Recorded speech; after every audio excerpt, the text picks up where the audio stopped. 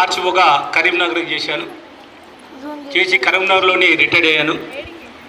మరి ఇటువంటి కార్యక్రమాలు జరుపుతూ ఉంటే మనకు నా యొక్క పూర్వ రోజులు జ్ఞాపకం వస్తున్నాయి. పూర్వ విద్యార్థులు అంటారు కదా, నా పూర్వం రోజులు జ్ఞాపకం వస్తున్నాయి. ముఖ్యంగా నార్గన్లో చేసేటప్పుడు 1 గంట వరకు ప్రోగ్రాం చూసిపోతుండే సార్. నార్గన్లో నేను ప్రిన్సిపల్గా ఉన్నప్పుడు దాదాపు 8 సంవత్సరాలు నార్గన్లో గర్ల్స్ స్కూల్నే పనిచేశానమ్మా.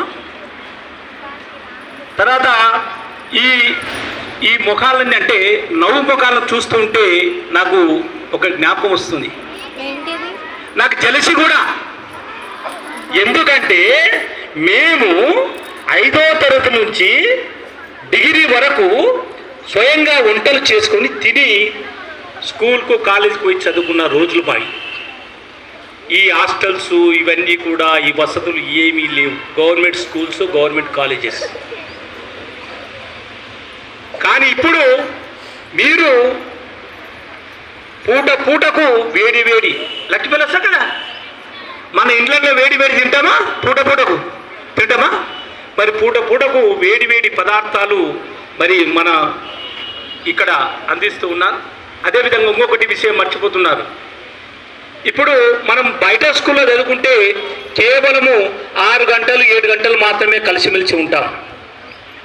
కానీ రెసిడెన్షియల్ స్కూల్లో చూడండి, ఎప్పుడు 24 గంటలు అందరు కూడా అక్కయ్య చెల్లెలు అందరు కూడా కలిసిమెలిసి స్నేహభావంతో ఇక్కడ ఉంటారు. మరి ఇక్కడ క్రమశిక్షణ కూడా ఆ విధంగా ఉంటుంది. క్రమశిక్షణ కూడా మెయిన్, జీవితంలో క్రమశిక్షణ చాలా ముఖ్యము. ఆ క్రమశిక్షణతో ఎప్పుడైతే మనం మెలుగుతామో మన జీవితం కూడా సక్సెస్ఫుల్గా ఉంటుంది. క్రమశిక్షణ లేని జీవితము వేస్ట్. ఇంకా మీరు ఇక్కడ ఒక టైం టేబుల్ ఉంటుంది. అంటే ఎంత పూర్వము మన భారత ప్రభుత్వము పంచవర్ష ప్రణాళికలని ప్రవేశపెట్టింది. ఇందిరాగాంధీ పీరియడ్లో, నెహ్రూ పీరియడ్లో. ఆ పంచవర్ష ప్రణాళిక ప్రకారం మనం చేసుకుంటూ పోతే మనం అభివృద్ధి చెందింది మన దేశం. అదేవిధంగా మీకు టైం టేబుల్ ఉంటుంది. టైం టేబుల్ ప్రణాళిక, సమయ సూచిక. మరి ఆ టైం టేబుల్ మన రెసిడెన్షియల్ స్కూల్లో స్ట్రిక్ట్గా ఫాలో అవుతాం.